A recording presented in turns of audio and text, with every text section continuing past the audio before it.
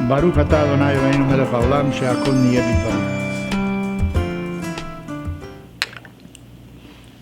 One of the very difficult narratives of the 5 books of Moses is the sacrifice of Isaac. The sacrifice never took place.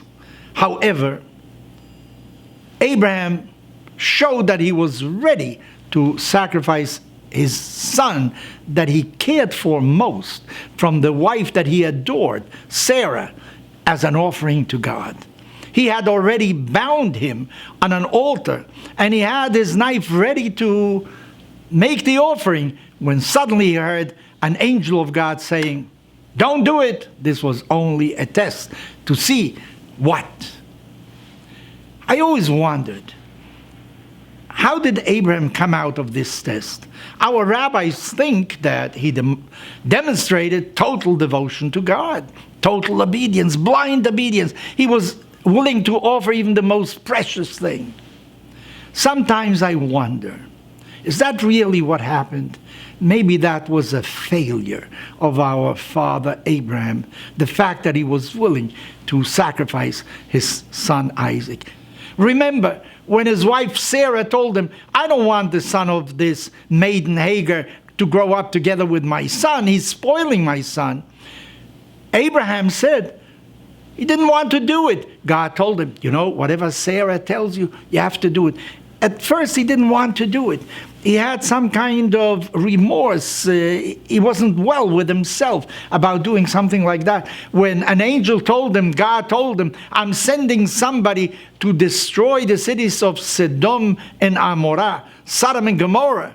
What was Abraham's reaction? How can the being that is all justice, how can he commit an unjust act? What about the people that are righteous, that are going to die there? He argued with God. Yet when it came to his own son, he didn't. Isaac, the second patriarch, doesn't recognize between Jacob and Esau. There's a confusion there. I'm thinking as of late that maybe they didn't value the importance of an individual. For a city, he was willing to argue. But when it came for an individual, maybe an individual life wasn't that important. It was only Moses that showed us when he saw an Egyptian taskmaster trying to kill a Jewish slave. He came in defense of him because an individual was very important. And I think this is what our people learned in Egypt, the value of each individual, because slavery, the common enemy, the difficulties, that brought them together.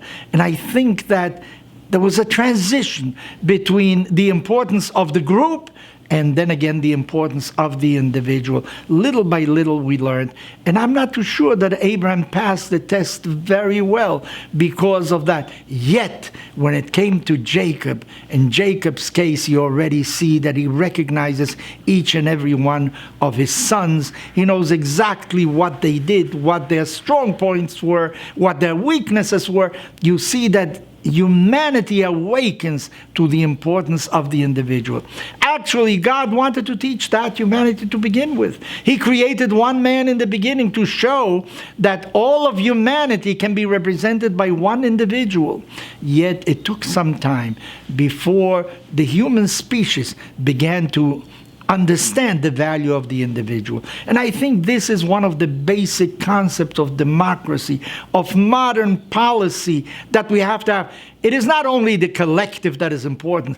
This is what socialism, communism try to teach us. The most important thing is the group. And in order to save the group, you can sacrifice millions of individuals through hunger and God knows what. But in democracy, the individual is actually the center of our attention. We cannot do anything that puts into danger the individual member of this community. I have used this as an example already in the past. When the United States decided to send somebody to the moon, that was a tremendous technological and scientific achievement without any doubt. I imagine it could have been done before. But they had to make sure that they had the mechanism not only to send him to the moon, they had to have a way of retrieving him, making it possible for this individual to come back, because otherwise they would have sentenced him to death. That showed the tremendous preoccupation for the individual, the life of the individual. And I think humanity went through a process, little by little. We learned that it is not only the collective, that it is the individual. And when you value individual life, by consequence, you will also value the importance of society.